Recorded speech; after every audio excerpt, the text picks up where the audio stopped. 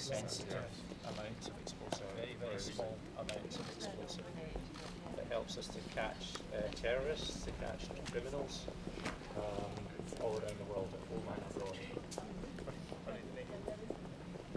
Work for many government departments, including the Ministry of Defence, Department for Transport and the Home Office, all done by lots of civil servants here, scientists.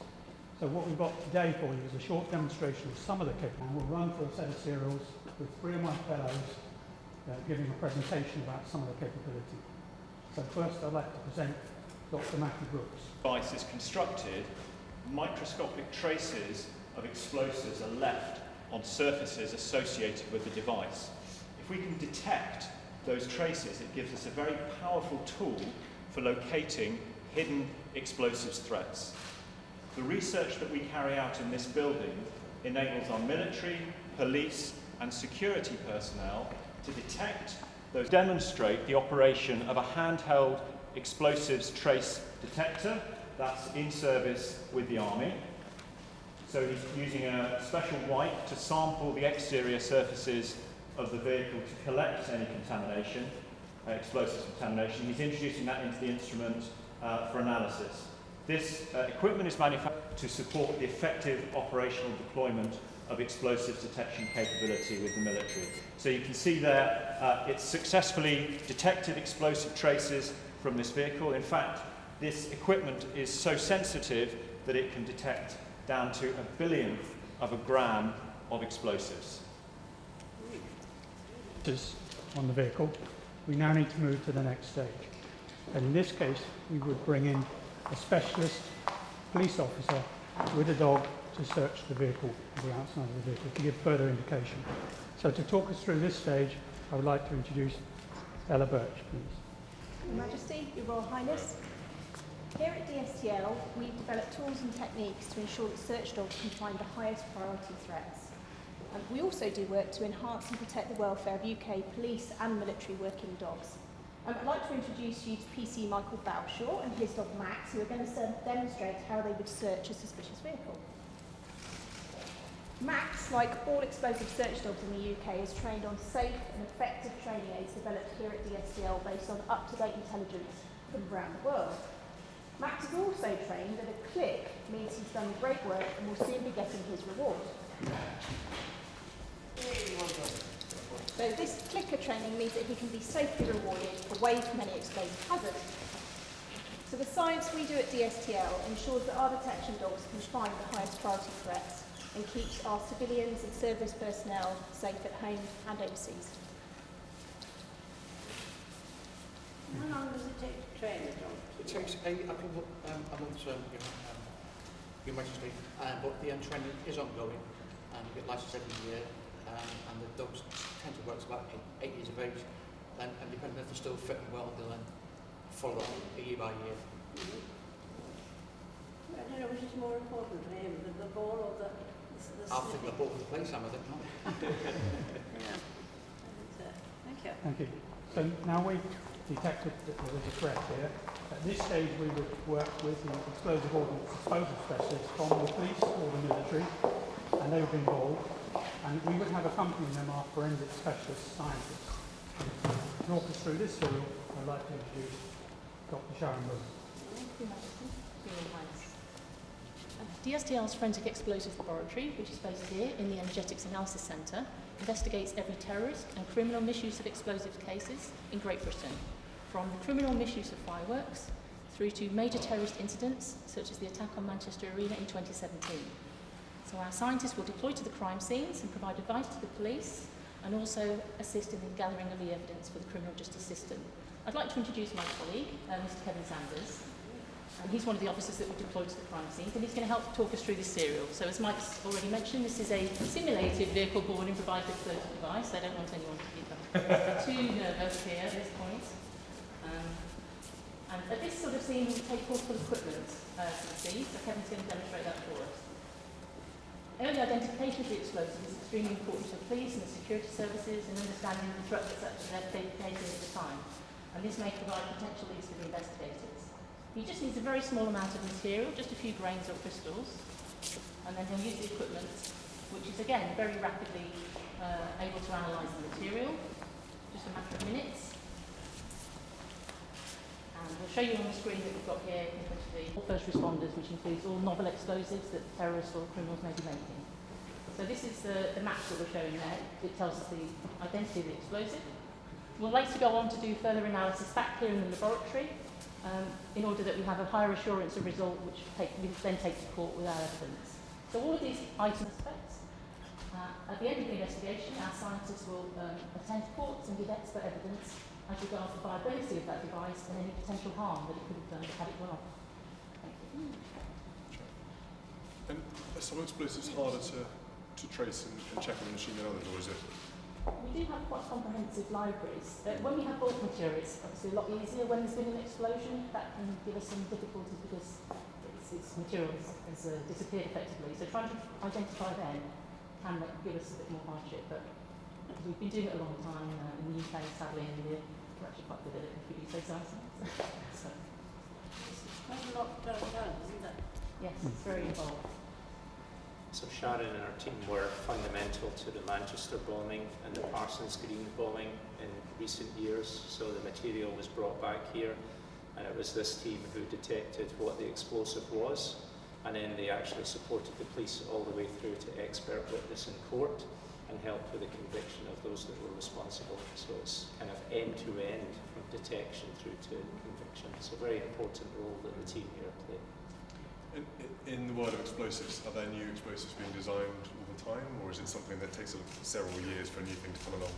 In terms of terrorists, they're actually trying obviously to get ahead of the game. And so if you think back to 2005, there was a very new and novel explosive used then, which we weren't as prepared for as we would have liked to have been. So there's a lot of work goes on across government now to make sure that we're looking on forums, we're looking at websites, we're actually in there and trying to find out about explosives and what might be the next big thing. So we're trying to keep ahead of the game. Good. Not an easy task, as you can imagine. Yeah. Great. Is it? Thank you very That's the much. whole point, isn't it? We're going to just walk across to the market now. We have a short walk past the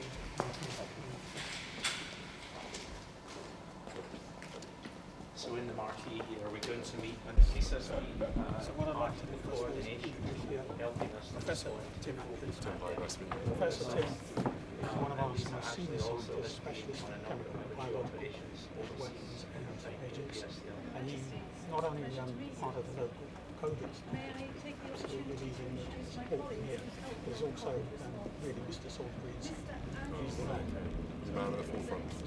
Is this going to see something like that ever happen? You know, on the streets of UK? No, I didn't expect it to really finding it.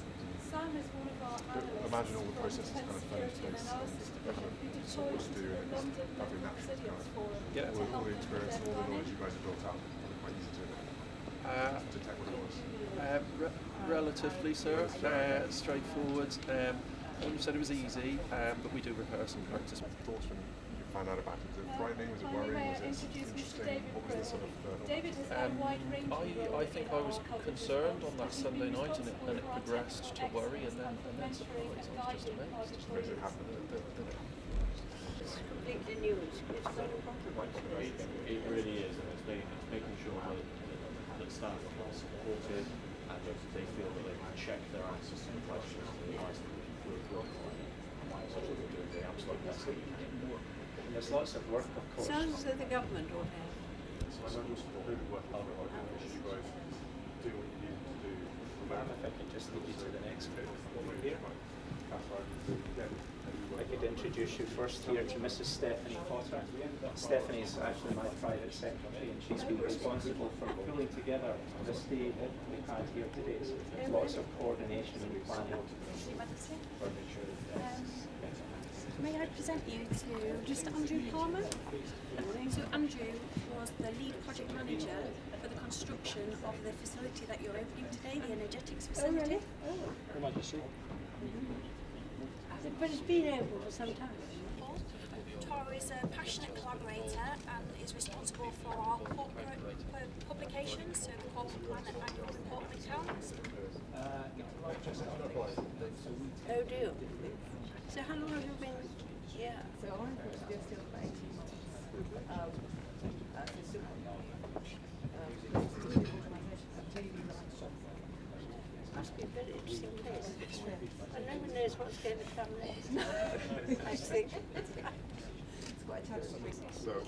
not in space.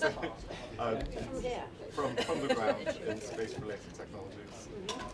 So building a space capability for UK mod and understanding the appropriate infrastructure assets required to make that happen. And are we quite involved in this? That's fine. I'll move at the moment. Could you say hello? And what did you claim? So I was involved in making solutions used by the NHS to check face masks with key workers. So as part of the team, we did that on site for about 9 weeks. So we were sending that off either a suite solution or a bigger solution. Yes, there was a national shortage, so we were asked to step up and make it up until there's then supplies from the country again. So as part of the team, 6 of us who were making that. It's quite a quick, fast. Yes, it was an interesting first couple of weeks of how do we do this. If I could just bring you over to our Tim is the lead person on the Salisbury Novichok incident 2 years ago, and also very busy now with the pandemic that we're all dealing with. Much the same sort of thing, I suppose. Very similar, yes, very similar sort of response. It's different for me because I'm not out on the front line like I was during Salisbury, but very similar for the organisation. Ma'am, could I take the opportunity to introduce you to the rest of the team who supported the COVID response? This is Mr. Graham Balmer, and he's our head of operational resilience. So from the start, he's managed the internal DSTL response to COVID. So what have you been involved in?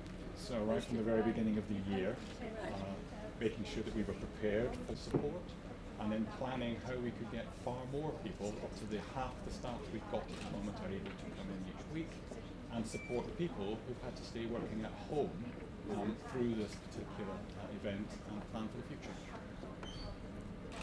It's quite a difficult thing to plan too, isn't it?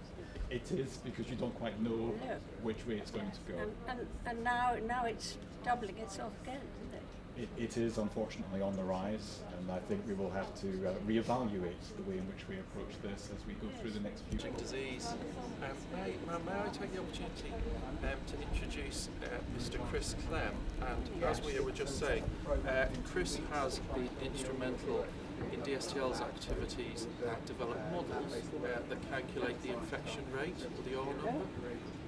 Just really? Yeah, so we were, as working part of teams, we were making 2 different solutions, a suite one and a bigger one, that were made in-house and then sent off to the NHS hospitals, and then were displayed in the faces of key workers, essentially to ensure that their face masks were fitting correctly, completely non-hazardous of course, just left either a bit of a sweet or a bit of a bitter taste in their mouths if the face mask was not quite correct.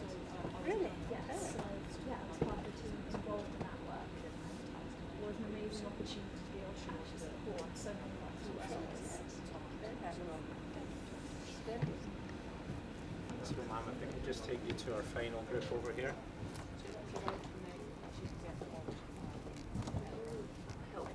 May I just introduce you to Mrs. Claire Burt. Claire has actually been organising much of the event today. Oh, have you?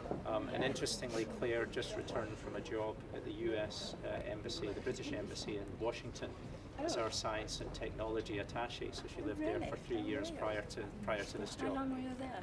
3 years. 3 years. 3 years later. I'm back a few months now, but it's... Well, it's an interesting place to be, actually, isn't it? Most definitely, most definitely, especially at the Things moment. happen. Yes, most definitely. May I take the opportunity to introduce some of my colleagues? Your Majesty, this is Peter Rushford. Peter's a mine warfare expert. He's been awarded our Innovator of the Year for designing, inventing some mine clearance without the use of explosives. Oh, really? Yes. Here, you've been working here. Yes, really. I had an idea, and actually it's really the organisation that's around me to be able to have the experts and the facilities to develop it. Yeah. Equipment, you'll be able to train wherever you want, whenever you want. So as you can see, we get involved in everything. I don't say this. There's a bit of everything, that's for sure. So we'd be very honoured if you would mind.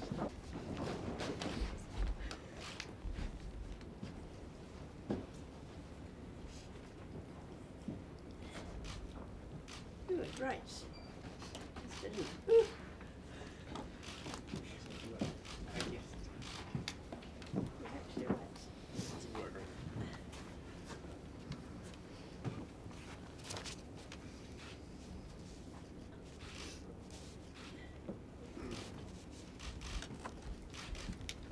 Thank you very much for that.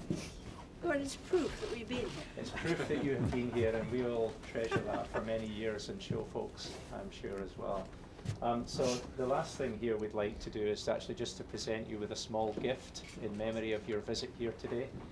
So one of our first year apprentices, Mr. Matthew Stanbury, actually designed this gift, and our engineering apprentices constructed and made the gift in our workshop on the site here. So we'll have this sent to you in due course, but there's one for each of you just as a small memento of the day. I think we invented. It's a challenge coin of gyroscope.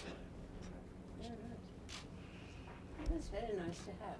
So something for you to remember us by, hopefully. Very nice. I'm just going to read a short citation that presented this award. So the citation for the Firmin Sword of Peace Joint Award 2019 to Headquarters Southwest, which is based in Tidworth. In March 2018, multiple sites across the city of Salisbury were contaminated with the deadly Novichok nerve agent following the attempted assassination of former Russian spy Sergei Skripal. The nation's response to this attack was a true cross-government operation, with the Army's Headquarters Southwest appointed as the Joint Military Command headquarters responsible for the military contribution to this unprecedented situation. Headquarters Southwest commanded a bespoke military force made up of elements from across defence, whose unenviable task was to decontaminate the city, to ensure the safety of the local community and return Salisbury to normality. Throughout the 12-month operation, Headquarters Southwest worked exceptionally closely with the DSTL scientists here at Porton Down, whose scientific expertise was pivotal to the success of the decontamination operation. For its exceptional contribution to the response to the Novichok attack and its protection of the people of Salisbury, Headquarters Southwest is awarded the Firmin Sword of Peace.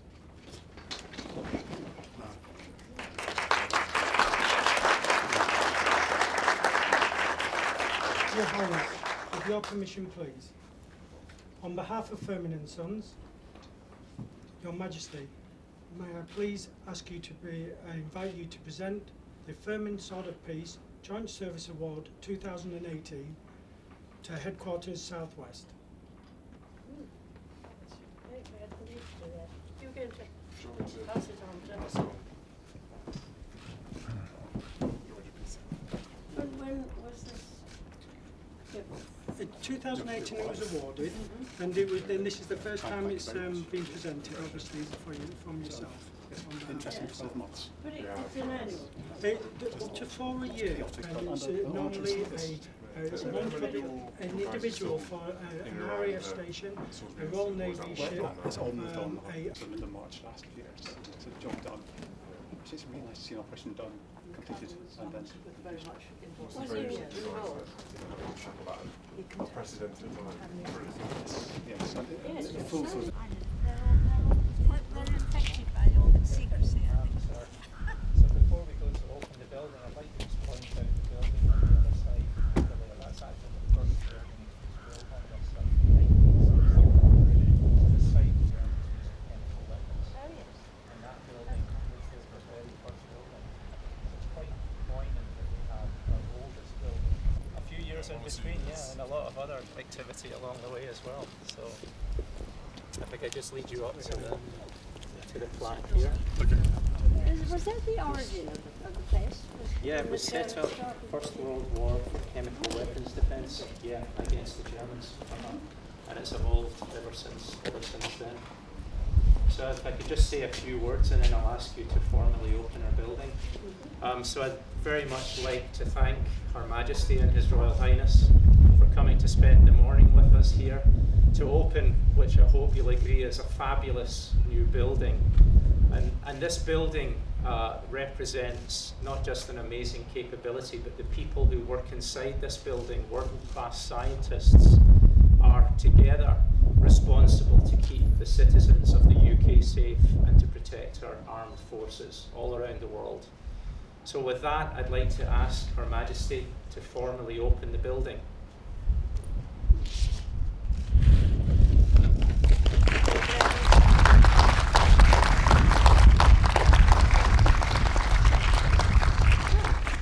Where are you going to put it?